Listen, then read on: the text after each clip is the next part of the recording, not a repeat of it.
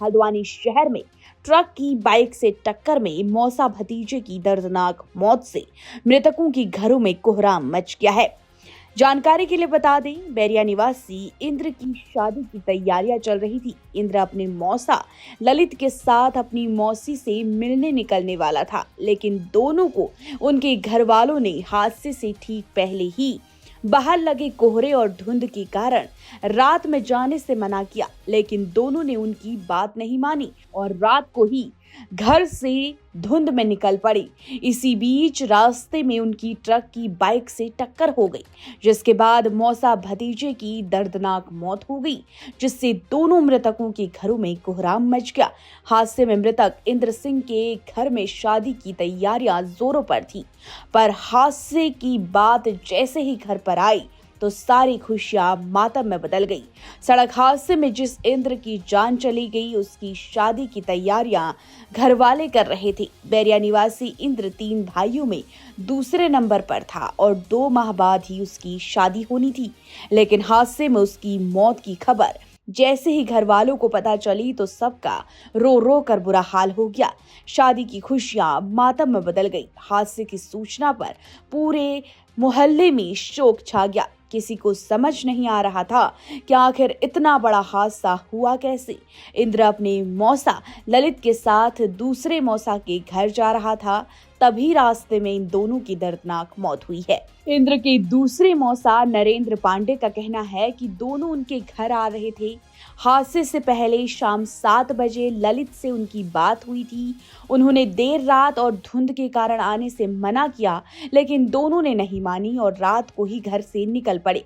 दुख व्यक्त करते हुए उन्होंने कहा, अगर दोनों ने बात मान ली होती तो शायद हादसा टल जाता और दोनों की जान बच जाती। वहीं ललित तो अपने पीछे अपनी पत्नी, पुत्र और एक बेटी को छोड़ गया, उनका भी हाल बेहाल है। वहीं इंद्र की तो शादी ही होने वाली थी, जिससे परिवार बिलख रहा है।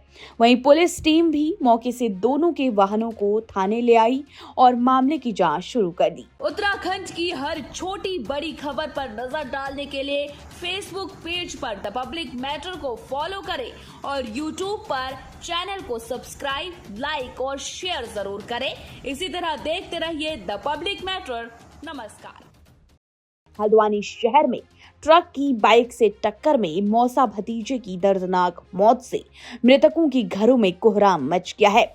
जानकारी के लिए बता दें, बैरिया निवासी इंद्र की शादी की तैयारियां चल रही थी। इंद्र अपने मौसा ललित के साथ अपनी मौसी से मिलने निकलने वाला था, लेकिन दोनों को उनके घर वालों ने हादसे से ठीक पहले ही बाहर लगे कोहरे और धुंध के कारण रात में जाने से मना किया, लेकिन दोनों ने उनकी बात नहीं मानी और रात को ही घर से धुंध में निकल पड़ी। इसी बीच रास्ते में उनकी ट्रक की बाइक से टक्कर हो गई, जिसके बाद मौसा भतीजे की दर्दनाक मौत हो गई, जिससे दोनों मृतकों के घरों में कोहराम मच गया। हादसे में मृतक इंद्र सिंह के घर में शादी की तैयारियां जोरों पर थी, पर हादसे की बात जैसे ही घर पर आई तो सारी खुशियां मातम में बदल गई।